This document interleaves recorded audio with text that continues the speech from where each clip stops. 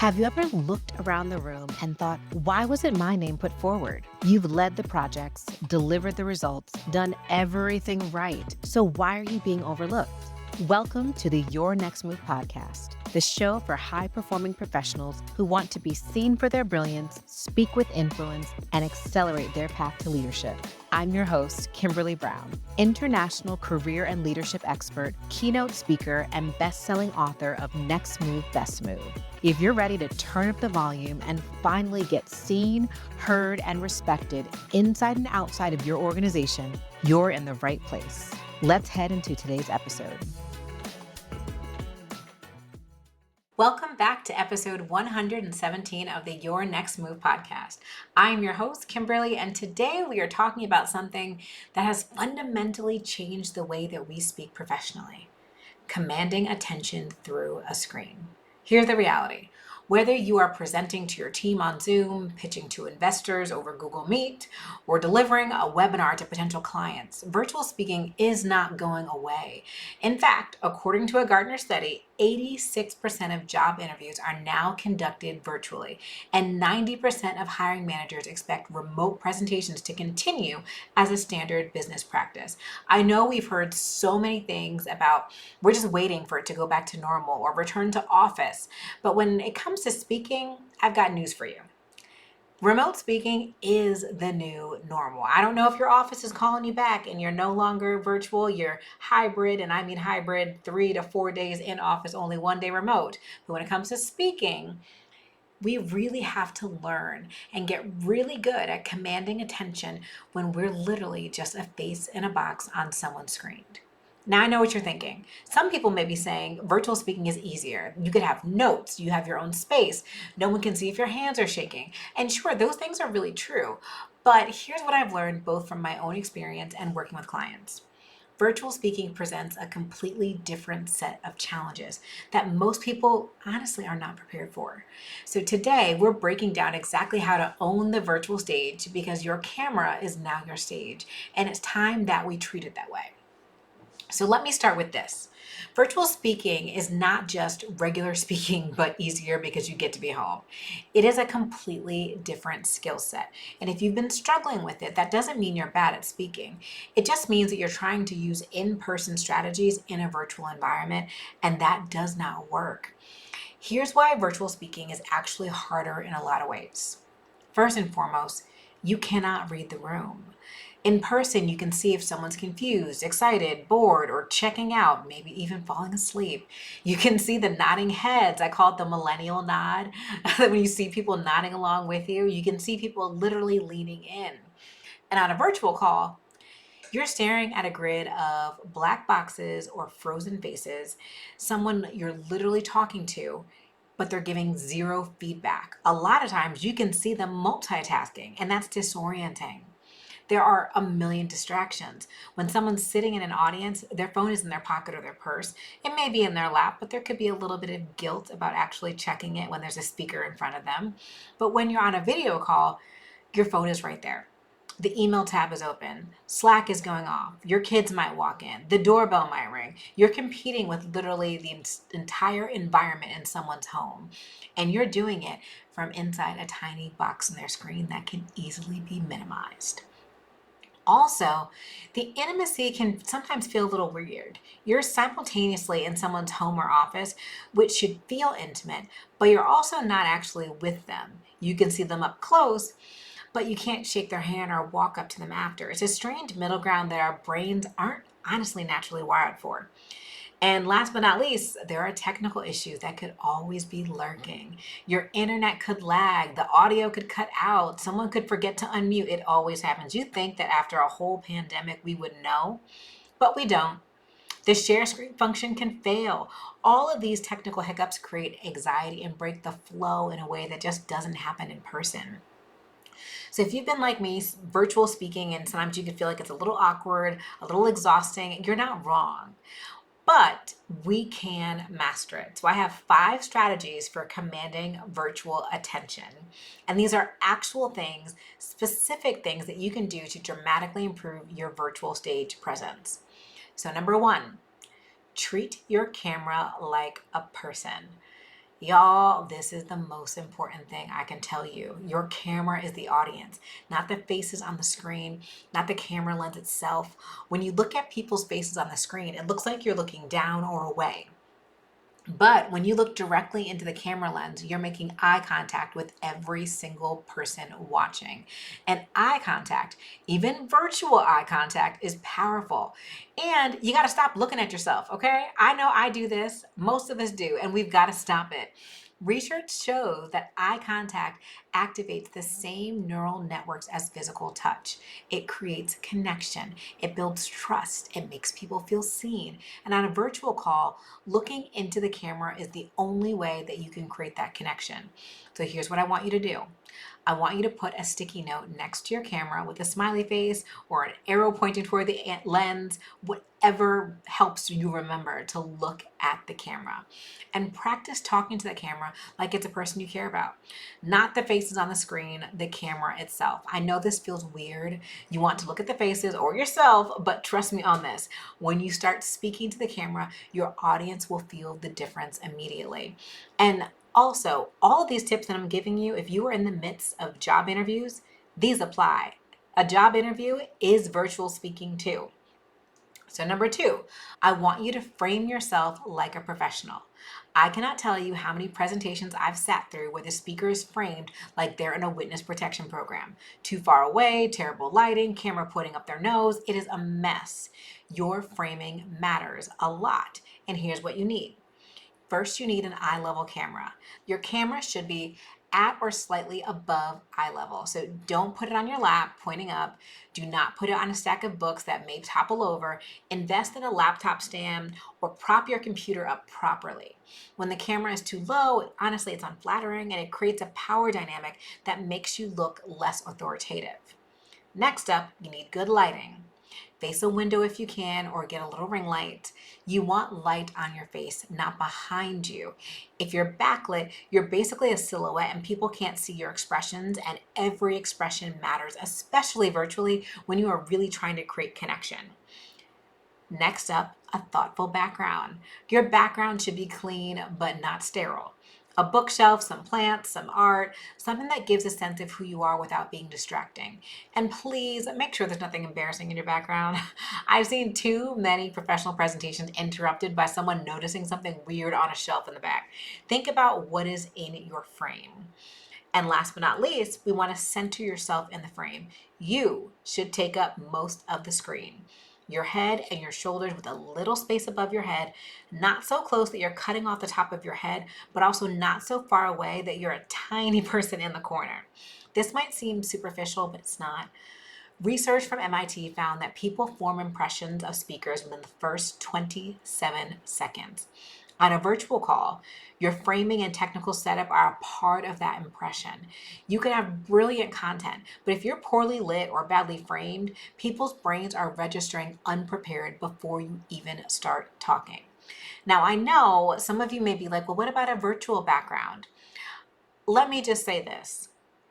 Not all virtual backgrounds are created equal. So test it out. I know you feel that you may not have the perfect home or it may not be designed properly, myself included. I moved and I personally hate my new office. I cannot wait. I'm moving at the end of February and I'm so excited about the new office because the lighting is right. I could redo the backdrop. You only need a small corner to create your background. So if you want to use a digital background, so you're uploading a photograph, sure. But just make sure that you still have good lighting because bad lighting with a virtual background looks 10 times worse than someone's background that is just a hot mess. So, number three, we need to talk about your energy. And here's something that I learned the hard way. What feels like normal energy in person reads as low energy on camera. The screen literally flattens everything, so you need to turn it up. I'm not saying you need to be a kids' TV show host jumping around and shouting, but you do need to be a little bit more animated than you would be in person. Bigger facial expressions, more vocal variety, more intentional gestures. Think about it this way. In person, your energy gets to fill the room. People can feel your presence, your movement, the way you command physical space. On screen, you're trapped in a little box. So you need to project energy through that box in a way that compensates for the lack of physical presence. So some practical things you could do.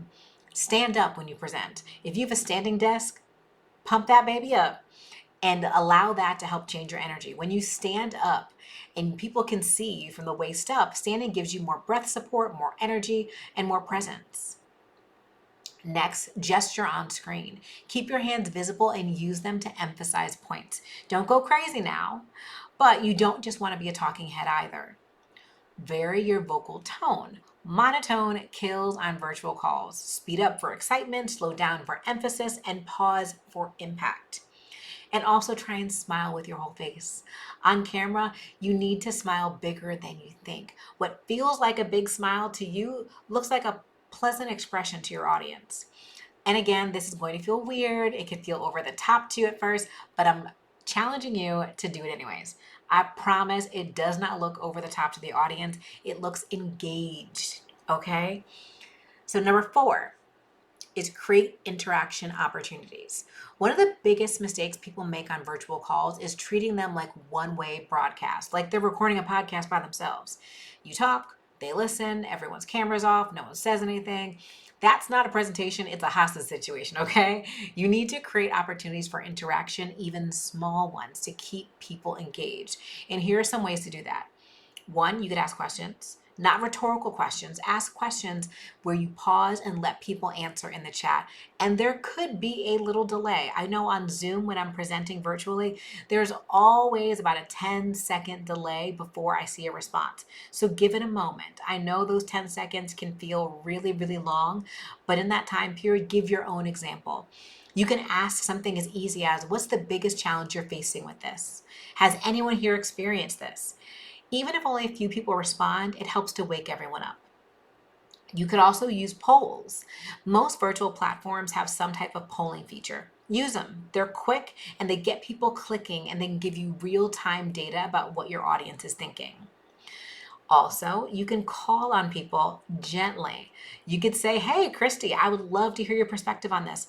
Marcus, does this resonate with what you're seeing in your work? Make it optional if you're comfortable sharing, but invite specific people in based upon what they've shared in the chat. As a speaker myself, I know if the chat is dead, sometimes I'll call on whoever my stakeholder is, and I'll tell them I may be using you as an example to get folks engaged, and they're generally a-okay with it. Or if someone is very chatty in your chat, like, hey, Marcus, thank you so much for participating. I really appreciate that. Would you mind coming off mute for a sec and just talk to me about what that experience was like for you in the workplace? Give them a moment and always encourage chat participation. Drop in the chat if you've experienced this. I want to see a Y in the chat if you're with me on this. The chat can become a second conversation happening alongside your presentation, and that's a really good thing. I know some people ask for assistance with moderating the chat, but I actually vote against that. If you can, keep the chat open where you can see it so you can respond in real time and react with your audience. Research shows that audience attention starts to drop dramatically after 30 minutes of passive listening. But when you create interaction, even small moments of it, you reset that attention clock every single time. So now, this may seem obvious, but I've seen way too many good speakers tank their credibility with technological issues. So let's cover the basics. Test your setup before every presentation. Audio, video, screen share, all of it. Test it all. Do not wait until people are already on the call. Now, me as a speaker who does this all the time, I hate tech checks when people think that I need like 30 minutes, 45 minutes. You literally just need 10 minutes to make sure everything is connecting. Number 2, have a backup plan. What if your internet goes out? What if your audio stops working? Have a phone number you can dial in from. Have your slides saved in multiple places. Know how to pivot. Also, if you're in a group setting or maybe this is a panel, mute when you're not talking. Nobody needs to hear you breathing, you typing, or your dog barking in the background. And if you can, use a quality microphone. The built-in laptop mic is okay, but a simple USB microphone or a headset with a mic makes a huge difference, or even your AirPods. Audio quality matters more than video quality. People will be able to tolerate a lower resolution with video, but it's really hard for folks to tolerate bad audio. Also, Close unnecessary programs. Nothing kills your credibility faster than notification pop-up during a presentation. Close Slack, close email, close everything that might ding or pop up on your screen. And sometimes I forget this too. Let me take that back. I forget this when I'm doing things like recording this podcast because my husband definitely called me while I was recording and I muted it and had to redo what I was saying that I'll have to edit out later. But when you are speaking, especially if you are hired to speak and share your expertise, do your best to close out of all the things. Again, these may all seem like small things, but they really add up to create an impression of professionalism and preparation. And on a virtual call, those technical details are a part of your stage presence. So here's what I really want you to understand. Virtual speaking isn't lesser than in-person speaking. It's just different. And in some ways, it's actually more demanding because you're fighting for attention against every other thing in someone's physical and digital environment. But here's the opportunity. Most people are terrible at virtual speaking. They treat it like an afterthought. They treat it like it's just something to get through. So when you show up with intention, good framing, good energy, good interaction, good technical setup, you immediately stand out. This is especially important if you're someone who's trying to build visibility and speaking opportunities because so many of those opportunities are going to be virtual. Guest podcast interviews, virtual. Webinars, virtual. Panel discussions, so many are virtual. Even keynote speeches are frequently delivered to hybrid audiences now, where some people are in the room and others could be watching on a screen. If you can master the virtual stage presence, you open up opportunities that aren't limited by geography. You can speak to audiences anywhere in the world without getting on a plane. You can build visibility in your own home office. So here's my challenge for you. Stop treating virtual speaking like it's less important than in-person speaking. Start treating your camera like your stage and practice looking into that lens. Work on your framing, your lighting, your energy, create moments of interaction, and master these technical basics.